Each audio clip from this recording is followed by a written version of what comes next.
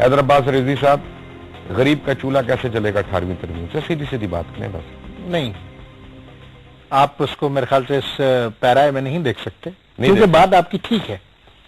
ہم نے 2 بار اختیارات صدور کے پاس بھی جاتے دیکھے، ہم نے 2 بار اختیارات واپس. اچھا، یہ پروگرام آج ہم صرف اردو میں کریں گے. بالکل ٹھیک ہے. یہ آپ جو صدور یہ فارسی بول رہے ہیں مجھے نہیں آتی. اچھا، 2 بار اختیارات ہم نے 2 مختلف صدر کے پاس جاتے دیکھیں، پھر وہی اختیار 2 بار 2 مختلف وزراء اعظم کے پاس آتے دیکھیں، اور یہ بھی دیکھا ہے کہ ان دونوں کی اقتدار کی کشمکش سے اختیارات چیف آف آرمی اسٹاف کے پاس بھی جاتے دیکھیں. اس سے عوام کے اوپر کوئی فرق نہیں پڑتا، کیونکہ اگر آپ ڈیولوشن آف پاور کی بات کرتے ہیں تو ڈیولوشن آف پاور کا ایک مرحلہ مکمل ہوتا ہے جب اختیار صدر سے وزیر اعظم کے پاس جاتا ہے. بات یہاں سے شروع ہوتی ہے، پھر اختیار وزیر اعظم سے وزراء اعلیٰ کے پاس جانا چاہیے، وزراء اعلیٰ کے بعد وہاں سے لوکل گورنمنٹ کے پاس جانا چاہیے، اور لوکل گورنمنٹ کے پھر عام آدمی کے پاس جانا چاہیے. اگر دنیا یہ سمجھتی ہے کہ صدر سے اختیارات منتقل ہو کر وزیر اعظم کے پاس، صرف لوکل گورنمنٹ چاہیے نا، باٹم لائن نہیں، باٹم. اچھا نہیں، اور کچھ چاہیے؟ پورا سب کچھ چاہیے. پورا جب تک سرکل مکمل نہیں ہوتا ڈیولوشن نہیں ہوتی. پوری ڈیولوشن کا کیا کریں گے آپ؟ عام آدمی کو جب تک آپ با اختیار نہیں کرتے، اس کی مثال دے دوں میں آپ کو، لوگ نہیں سمجھتے اس کو کہ عام آدمی با اختیار کیسے ہوگا. مرشد صاحب، آپ ایک محلے میں رہتے ہیں، وہاں ایک گھر ہے، آپ کے گھر میں اس لائن میں 20 گھر ہیں، وہاں ایک زمین کا ٹکڑا پڑا ہوا ہے، زمین کا ٹکڑا پڑا ہے. اب یہ آپ کا ڈسکریشن ہے کہ آپ اس میں مسجد بنا لیں یا پلے گراؤنڈ بنا لیں. اب اگر یہ فیصلہ لاہور کے ایک چھوٹے سے محلے میں اسلام آباد سے کیا جائے کہ وہاں مسجد بننی ہے یا پلے گراؤنڈ بننا ہے، تو یہ ڈیولوشن کے اگینسٹ ہے، یہ سینٹرلائزیشن آف پاور ہے. ہم یہ چاہتے ہیں کہ محلے والوں کو اس کا کیا حال ہے کہ جب ایون کراچی کے اندر بہت سے ایسے پلاٹس ہیں جن کے اوپر لوگوں نے اپنا قبضہ کر کے مساجد بنا لی، وہاں تو آپ لوگ بول نہیں سکتے، حالانکہ آپ کی حکومت رہی، ڈیولوشن بھی رہی، ناظم بھی آپ کے، ٹاؤن ناظم بھی آپ کے، یو سی والے بھی آپ کے. یہی بڑا مسئلہ ہے کہ اگر ایک بار کوئی بھی چیز غلط طریقے سے تعمیر ہو جائے تو پھر اس کا ختم ہونا بہت مشکل ہو جاتا ہے، اور خاص طور پر کسی مذہب کی عبادت گاہ ہو. دیکھیے مرشد بھائی، آپ کے پاس زیادہ چوائسز نہیں ہیں. عوام کے پاس زیادہ چوائسز سے مراد یہ ہے کہ آپ کے پاس ایک ایگزسٹنگ سسٹم ہے، اور یہی ایگزسٹنگ سسٹم جو ہے، جو آپ نے ڈیولپ کیا ہے پچھلے 60 برسوں میں، یہی ایگزسٹنگ سسٹم یا تو آپ کو کچھ پھل دے گا یا آپ کے لیے نقصان دہ ہوگا. اب اس صورتحال میں کوشش یہ کی جائے کہ اس ایگزسٹنگ سسٹم کو بہتر بنایا جائے، کیونکہ اس سسٹم سے ایک اور سسٹم. آپ کی نیت میں شک ہے؟ نہیں، آپ کو آپ سے میری مراد تمام پارلیمنٹ کی بات. دیکھیے، اگر آپ کو نیت پر شک ہے، آپ خود لیڈر بن جائیے. بالکل، آپ کا اگر آپ کو نیت پر شک ہے بالکل جائز ہے، کیونکہ پچھلے 60 برسوں میں تو بتا بھی نہیں لے سکتا، میں کیسے لیڈر بن جاؤں؟ آپ کو تو لیڈر بننا پڑے گا، آپ کو بننا پڑے گا. اگر آپ موجودہ پولیٹیکل پارٹیز میں سے کسی کو بھی پسند نہیں کرتے تو اس کی ریمیڈی کیا ہے؟ اس کی ریمیڈی یہ ہے کہ کوئی ایک اچھا شریف النفس نیک نیت آدمی اپنے اندر سے مڈل کلاس میں سے نکالے، پڑھا لکھا باشعور، اور اس کو لیڈر بنائے. حیدر صاحب، یہ بات نہیں ہے، اگر مجھے فرض کریں کسی سنگر کے گانے نہیں پسند آتے تو اس کا یہ مطلب نہیں کہ میں خود گانا گانا شروع ہو جاؤں. نہیں، آپ کو میں بھی اپنا وہ بن جاؤں. سارے سنگر پسند ہیں، آپ کو تو آپ کا اعتماد سسٹم کے اوپر سے اٹھ گیا. تو یا تو ایک ایسی صورتحال ڈیولپ ہو جیسا کہ اس سسٹم نے ایک اور سسٹم کو جنم دیا جس کو آپ نے بنگلہ دیش کا نام دیا. 30 ارب روپے سالانہ کی بجلی چوری ہوتی ہے. ایم کیو ایم کو اگر کنٹرول دے دیں تو کیونکہ چوری کرنے والے بھی آپ کے ووٹر ہی ہیں، سپورٹر بھی ہیں، تو کم از کم آپ چوری کنٹرول کر سکیں گے اس صورت میں. بل کتنا کا دیتے ہیں کراچی والے؟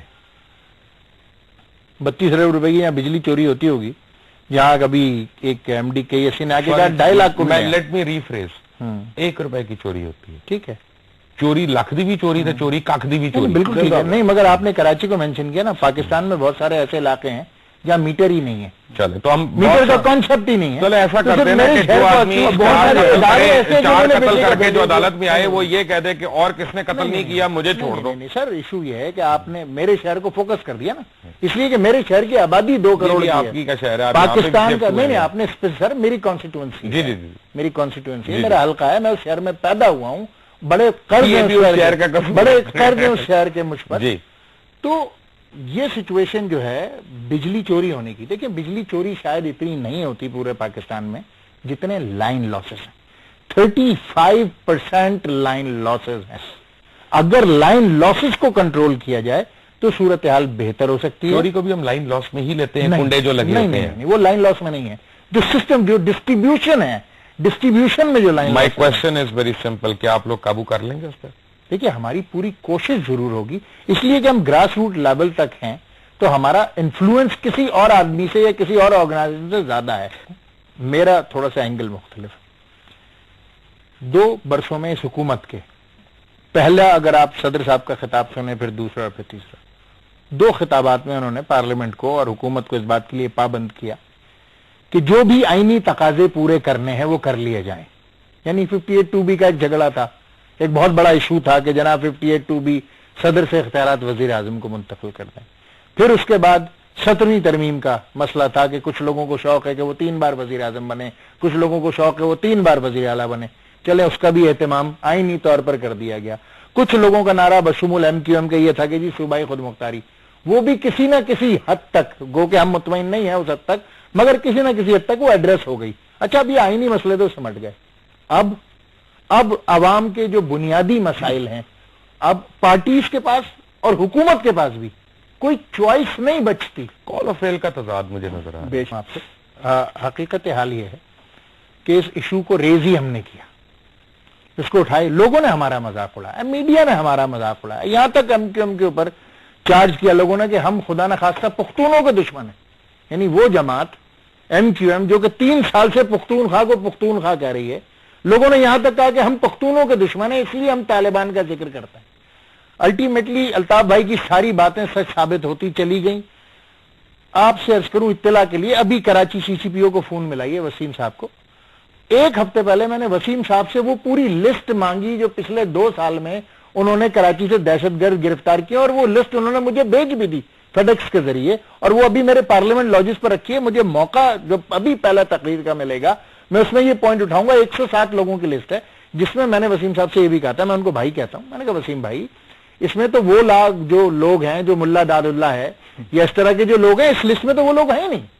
تو اس پر میرے جو CCPO ہیں انہوں نے جواب دیا کہ حیدر بھائی وہ پولیس کی کسٹڈی میں نہیں ہے, ہم نے آپ کو وہ لسٹ بھیجی ہے جن کے اوپر پولیس نے مقدمات قائم کیے اور وہ پولیس کی کسٹڈی میں, باقی اگر وہ دیگر سیکورٹی اداروں کی کسٹڈی میں ہے تو وہ پولیس کا ریکارڈ کا حصہ نہیں ہے. کچھ سم تھنگ از کوکنگ, ایسی تو صورتحال ہے بہرحال. مگر اب ظاہر ہے کہ اس کا اونس سیاستدانوں کے اوپر آتا ہے کہ اس سچویشن کو کیسے ڈیفیوز کیا جاتا ہے.